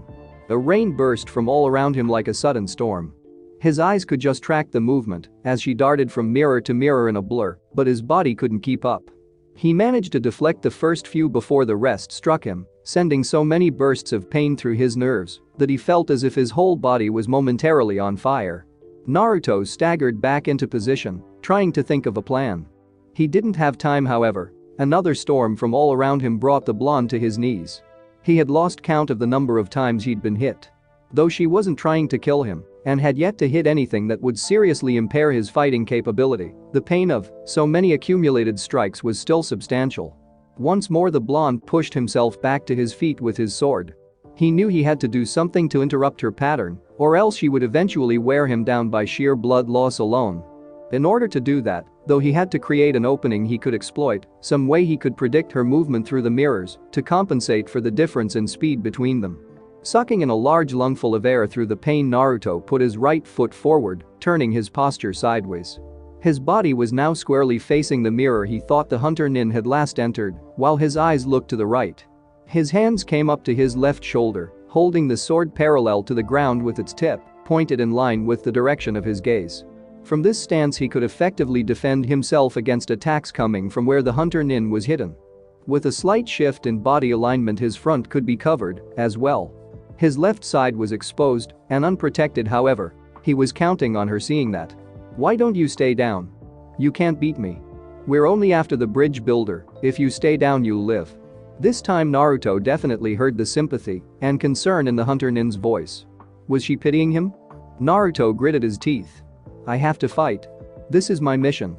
The images sighed. "I'm sorry to hear that. You leave me no choice now, please forgive me." For several seconds the two stared at each other in silence, masked brown eyes meeting determined red and blue ones. Then out of the corner of his red eye he caught the flash of a moment again. He sprung into action without hesitation, shifting his weight and turning to face opposite of where he had been looking before breaking off into a full sprint. As he hoped, the hunter nin had moved to a mirror that would allow her to take advantage of his exposed left side. Naruto wasn't fast enough to catch her getting to the mirror. His plan depended on getting in range as she exited and picking the right direction to attack. He dashed forward, bringing his arms before him to absorb the aimed at his neck and upper body while ignoring those that stabbed at his abdomen and legs. The blonde struck just as she was leaving the mirror, his downward strike angled to the mirror's left, catching her on the forearm solidly. His follow-up kick was blocked, however, when she threw both of her arms in front of her. A thin hand darted up between his own arms, an open palm strike catching him on the chin. Naruto staggered back from the blow before twisting the right side of his body away to evade a pair aimed at the right side of his neck. The hunter nin was immediately on him with a left backfist to the head, forcing him to bring his elbows up to block. Then she chambered her left leg and slammed a thrusting side kick into his exposed left ribs. Agony. There was nothing in his existence but pain. He couldn't breathe. Something was in his throat. A choking gasp brought nothing into his lungs, bringing a tsunami of pain crashing into his consciousness. Dimly, he was aware that he had fallen to his knees, supporting his body upright with shaking hands holding onto the sword. Hands? No, not hands. His left arm hung limply at his side. It refused to move, no matter what he told it to do. There was something wrong with his chest. The left side moved too much when he tried to breathe again. Another tidal wave of excruciating pain washed over him, almost dragging him down with it. Something was dribbling out his mouth. Warm and coppery. Black tendrils crept into the edge of his vision. The world was blurring in and out. He needed to breathe. He couldn't get a breath. Something at the edge of his consciousness. Someone was screaming his name. Why was Shino running at him? "I'm so tired. Just a little rest." He closed his eyes. The darkness engulfed him. Clutching her throbbing arm to her side, Haku was taken aback by the sight of the blonde before her. Naruto, she reminded herself. His name was Naruto. She remembered because it was such a unique name. She had meant to knock the breath out of him, temporarily incapacitate him, so she could help Zabuza. All she needed was a few seconds. She just had to distract the Jounin user long enough for Zabuza to finish the job. Then they could get away from this broken place. That was how it had always been. Do the job as quickly as possible, as efficiently as possible, and then move on. Just the two of them.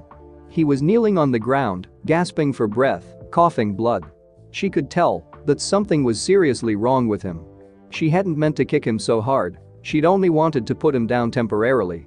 But then the burst of pain from the wooden sword smashing into her right arm had shocked her, and she had reacted with instinct developed through years of training. The other one, the one who used bugs, was running to Naruto now, holding him upright before he could slump to the ground. This was her chance. She could go help Zetsubou now. She had a few seconds. But she hesitated. She had been killed before. She had killed to defend herself, and she had killed because she was ordered to. She had long ago learned to deal with the emotions when she had killed someone she intended to. But she hadn't meant to do it. She'd only wanted to put him unconscious so she could help Zetsubou. It felt wrong somehow, leaving him like that when she was responsible. Naruto's body jerked back up, and for a second she thought that he was alright, that she had been wrong about how badly he'd been hurt. He pushed his teammate aside and rose to his feet, sword lying forgotten on the ground. Her eyes widened beneath the mask. There was some kind of visible aura of white chakra covering him. She had never seen anything like it. There was something frighteningly alien about the expression in his face. In the way his two red eyes seemed to stare straight through her mask, through her eyes, into her very being. As if he was already watching her die. Reflexively she brought up a handful of and flung them in one motion. He didn't react, allowing them to pierce the flesh on his arms, on his face, in his chest. Then, one by one, they fell out of him. No, pushed out, she corrected herself. As if he was healing the wounds as they happened. The white chakra enveloping him was twisting and coiling now, merging into thick strands, congealing into clumps. She looked closer and thought she saw a pattern in the way the chakra patterns were arranged around him, almost as if he was turning into. A fist slamming into her stomach interrupted her thought, doubling her over and making her gasp for breath. She hadn't seen him move. She wondered when he had covered the distance between them. Before she could recover, his hand was on her throat, lifting her off her feet in a suffocating grip. She struggled weakly against him, trying to force the fingers open enough to get more air into her lungs. His chakra was flaring up even more. The white aura was so blindingly brilliant that she had to close her eyes and put her hand up to cover them. Then she heard her world shatter around her. Kurenai froze, hands in a half-formed seal, as she felt the first spike of chakra. It was powerful and unlike anything she had ever felt. It didn't even feel like it came from a human being. She spared the ice dome a quick glance, noting out of the corner of her eye that Zetsubou had paused to do the same thing. The first thing she saw was the unearthly glow. The ice dome was being illuminated from within, making it look like some bizarre giant lamp. The light grew more and more intense until she jumped back when the ice dome shattered like dropped glass. She didn't know what was happening, but whatever it was, the further away from Zetsubou she was, the more time she would have to react. The mist swordsman apparently had the same idea, retreating to his side of the bridge even as she moved to the opposite side. It was then that she saw Naruto, standing where the dome had been, with an aura of visible white chakra swirling wildly around him. His hand was around the hunter nin's neck, lifting Zetsubou's partner into the air with one arm. Shino was backing away from the blonde, one hand thrown over his eyes to protect himself from the intense glare of Naruto's chakra.